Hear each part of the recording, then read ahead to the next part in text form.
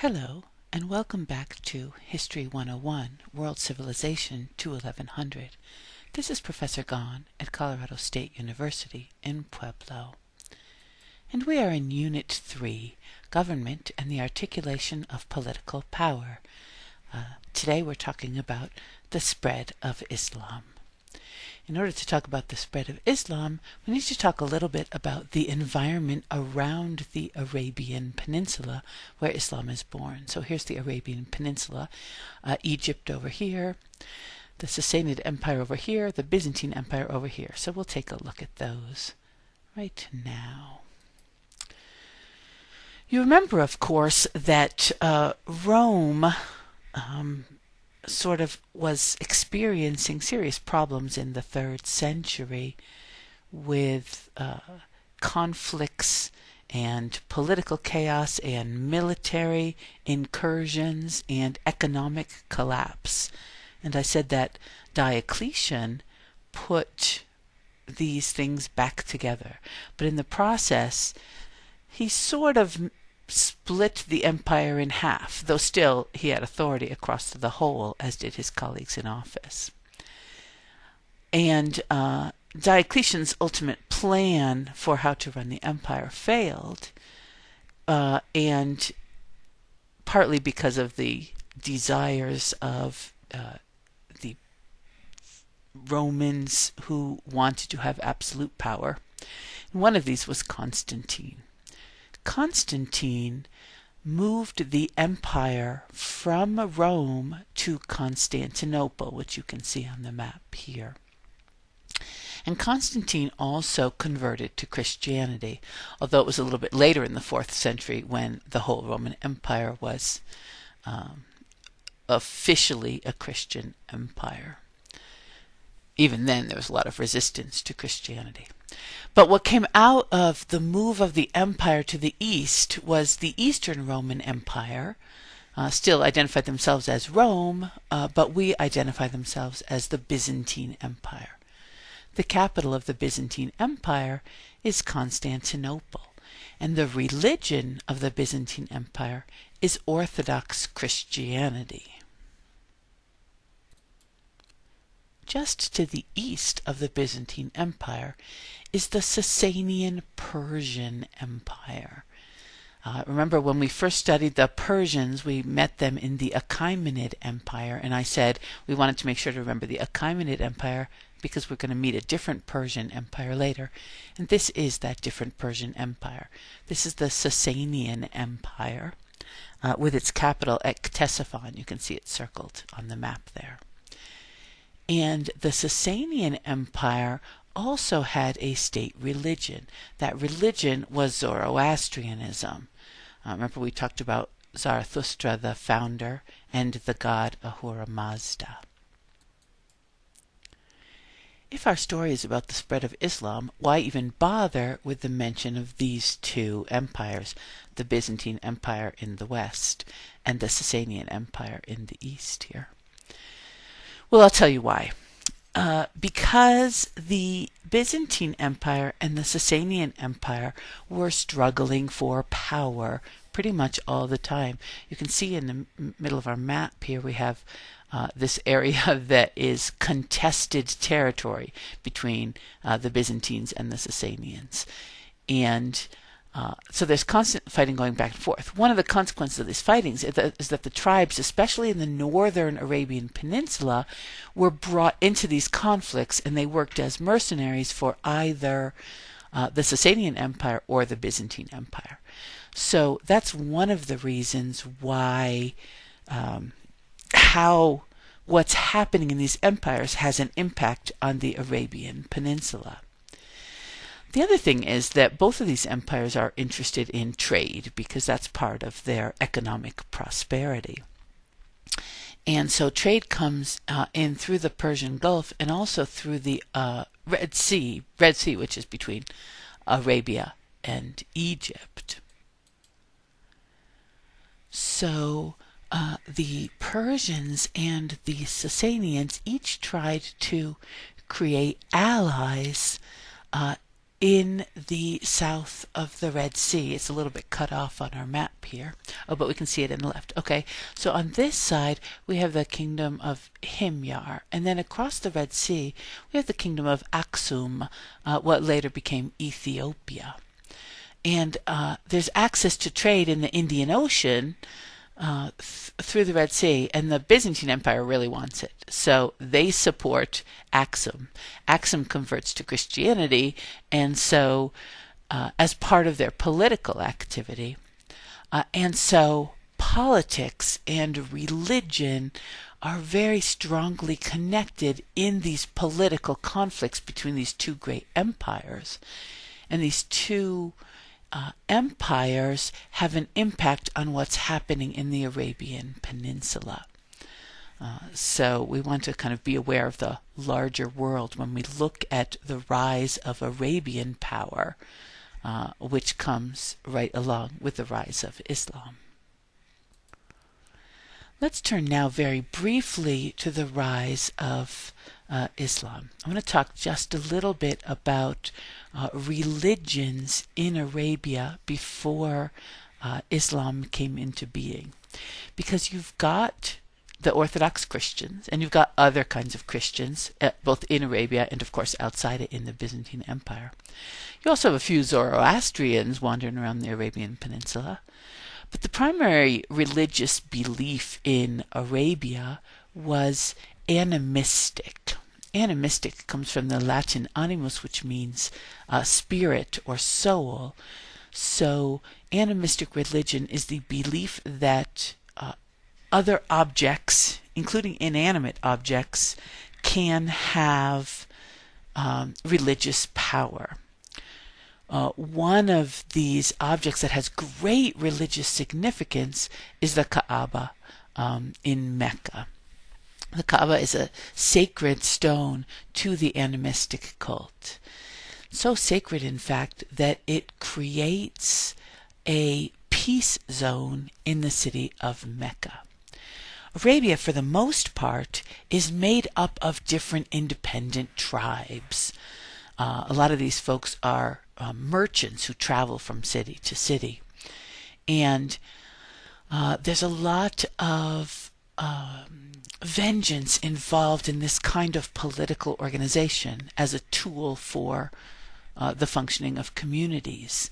And so there's a lot of conflict among tribes and a lot of disagreement among tribes. But what happens is, because of the sacred stone in Mecca, because of the Kaaba in Mecca, what you have is a peace zone, so that tribes come, and theoretically at least, and to some degree in practice, they come and they do not fight with each other while they're trading in the city of Mecca. So the economic and political stability of Mecca owes a great deal to the religious animistic faith, because that is what provides a safe space for trade, for interaction on a wider scale.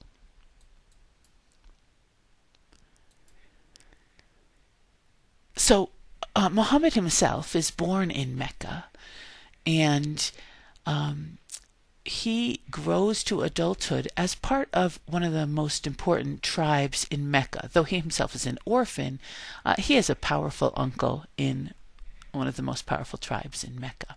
So he is sort of in that inner circle of power, though not at the top of that powerful list. Well, Muhammad always had a contemplative side, so we're told, and so frequently went out in isolation into the desert to meditate. And in one of these moments of isolation in the year 610 CE, the angel Gabriel comes to Muhammad and starts to bring him the word of God. As usual for prophets, it takes a while for Muhammad to accept this, but eventually he does. And so he begins to try to convert people in Mecca to his new religion. His new religion is in stark contrast to the animistic religion, the notion that everything has a divine spark. to monotheism. Now, there's somewhat the monotheistic cult of Zoroastrianism, and there's the monotheistic cult of Orthodox Christianity that are also around. So these ideas of monotheism are new, and of course the monotheism of the Jews that has been around for quite a long time. All of these ideas are around in Muhammad's time. But in Mecca itself, stability, prosperity, and power really depended on animistic religion. So Muhammad was not well received in Mecca. And indeed, he leaves Mecca on what we call the Hijrah. Sorry, that should be italicized as a foreign word. But the Hijrah to Medina in 622. This is important in the Islamic calendar because this is actually the date when the Islamic calendar begins. This is the first year of the Islamic calendar, when Muhammad leaves Mecca and goes to Medina. He goes to Medina to help solve crises that were occurring in the city of Medina, and he makes a deal with the people there that he will help solve their crisis if they support the worship of his God. And so not everyone in Medina converts, but many people convert to Islam with Muhammad. Then Muhammad, because he is in the know about the political and economic activities of Mecca, is able to actually attack the trade routes that are going into Mecca, and through conquest and through fighting manages to return to Mecca in the year 630, and he died a few years later. We're going to talk a little bit more about Islam as religion at another time, although it'll come into this necessarily, this discussion. But what I want to talk about now is Islam and the rise and spread of Arabian power as a political movement. By the time of Muhammad's death in 632, he pretty much controlled the entire Arabian Peninsula. That is, everyone in the Arabian Peninsula, through either fighting or through alliances, has joined forces with Muhammad and accepted his religion. So Islam spreads very fast, in stark contrast to Christianity, which takes a much longer time to spread.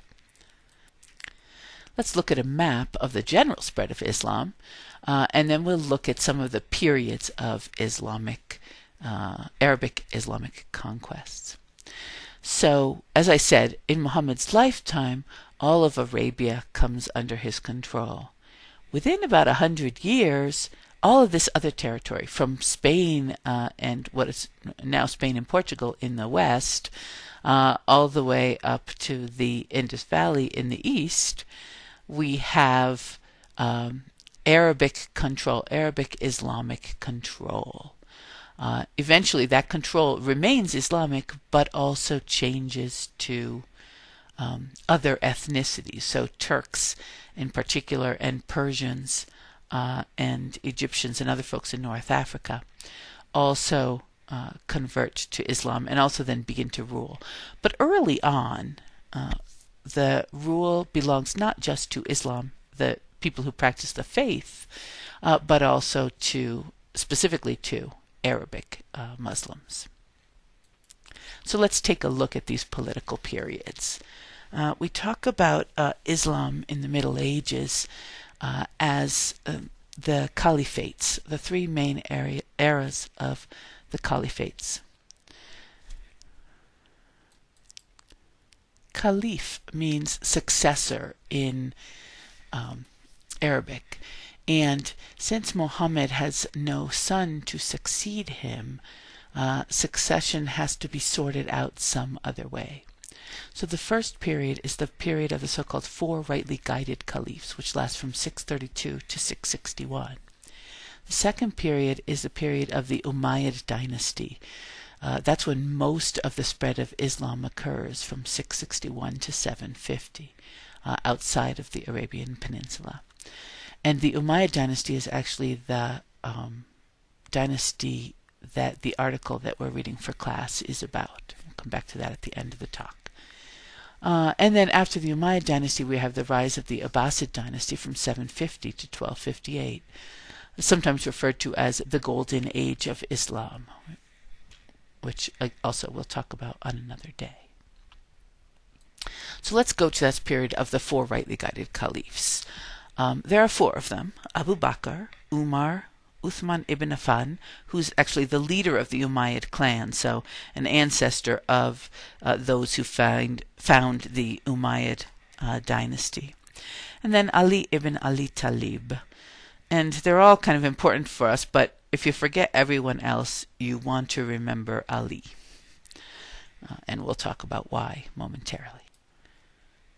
One of the things that happens when Muhammad dies is this question about who is to succeed him. If Muhammad is the one prophet of the one true God, then how does succession work in such a system? The other problem is that many of the tribes that had made alliances with Muhammad in Arabia, when Muhammad died, considered that their alliances were no longer valid. So Abu Bakr and his proponents said, no, you've made a commitment to the land of Islam, Dar al-Islam, the land of Islam, and the community of Islam. So you've made so what matters most in Abu Bakr's eyes and in many others is the Islam as a community, the community of Islam. So immediately when Muhammad dies, people break away. Not everyone, and at the further fringes, furthest away from Mecca, more people break away. But people break away from Muhammad and Islam, and Abu Bakr fights and regains control of Arabia. So for just a couple of years, Abu Bakr fights the wars of apostasy, but very quickly brings everyone back under the sway of one power, under himself. Abu Bakr is succeeded by Umar, and Umar is very much interested in conquest. And so he conquers territory that had belonged to the Byzantine Empire. Remember, when we talked about the Byzantine Empire, we talked about it getting smaller and smaller over the course of its history. This is one of the reasons, the success of Arabian expansion out of the Arabian Peninsula. So he conquers the territories of Syria, Palestine, and Egypt. So these territories here. And he also conquers the Sasanian Empire. And because he's pretty successful quickly against the Sasanian Empire, he takes control of much of Sasanian territory in Iraq, that is Mesopotamia, and Iran, or what we sometimes talk about as Persia. So, one of the consequences of Umar's military successes is the problem of having to deal with what to do with those people who are not Muslims, but who are now under Muslim rule. And these people are referred to as dhimmis. In Islam, there are a couple different ways to treat folks who are under Islamic rule, depending on what their religious faith is. If they are monotheists, they get a break. They for the most part, get to remain monotheists. If they are polytheists, that's a little too much sacrilege, and they're forced into conversion to monotheism. But we can see in Umar's covenant a little bit of how he deals, in this case specifically with Christians. So here is the covenant of Umar. I'm not going to read this whole thing. You can kind of pause the video and look this over. But you can look at how Christians were supposed to be treated when Umar was in charge of the growing Arabian Empire. When we come back to Islam in our religious section, we'll talk a little bit more about relationships between Muslims and people of other faiths, in particular Christians. So the next fellow, the third of the four rightly guided caliphs, is Uthman ibn Affan. And we're not going to worry details about him, but he is, in fact, the ruler of the Umayyad clan. And Ali ibn Ali Talib is the last. These last two caliphs are actually assassinated. So you can see there's some dispute about power in this period. Ali is Muhammad's paternal cousin, that is, cousin through his father's family. And he is married to Muhammad's daughter, Fatima. And Ali is important throughout the rest of Islamic history up to, and I'm sure beyond today, in terms of ideas about succession and power and authority in the Islamic community. Let's talk a little bit about how that works and how Ali fits into this. When Muhammad dies, there's a great dispute about power and who has power in this community. And three of the different factions that are worth talking about. There are, of course, many more of these, of course, that are worth talking about, but we only have so much time. First, the Kharijites. Kharijites are named by others. They're called the seceders. They're considered the people who have, they're considered by other factions, the people who have seceded from Islam and from Muhammad. The Shiites are the faction of Ali. These are the people who think that authority in the Islamic community has to be held by a descendant of Ali. That's why they're Shiite. Shia means faction. And so the faction of Ali are the Shiites, the people who believe that power in the community belongs to the descendants of Ali. And these descendants of Ali are caliphs, but the caliphs are also imams. In other words, the caliphs also have religious authority and religious power. The Sunni, by far the largest faction in the Middle Ages up to today, are people who believe that political leaders are those who have the support of the community, and that they too are sort of subject to religious interpretation by other people. In other words, they don't themselves have religious power necessarily, but their religious power is from their own learning and so on, not inherited through descent. So, for the Shiites, religious leadership and political leadership are the same thing, and that's inherited from descent through Ali. For the Sunnis, the caliphs are not the imams. So the imams have religious power, and they have, the ability to advise caliphs and so on. But the political leadership depends on the support of the community, not on descent. So this split happens really right away between Shiites and Sunni, really right away with the death of Muhammad. After the period of the four rightly guided caliphs, which were, well, they weren't all supported by everyone, but Ali at least was supported by everyone, if for different reasons, because Ali also had the support of the community. But after the period of the four rightly guided caliphs, we have the rise of the Umayyad Caliphate. And the Umayyad Caliphate, as I said, is the one that spreads all the way westward into Spain and eastward almost to the Indus Valley. So the Umayyad Caliphate also came up with this notion of Dar al-Islam and Dar al-Harb, the land of Islam and the land of war. So much of the activity of the Umayyads was dedicated to conquest. And the Umayyad Caliphate, for the most part, was ruled by Arabs, was an Arabic Islamic world.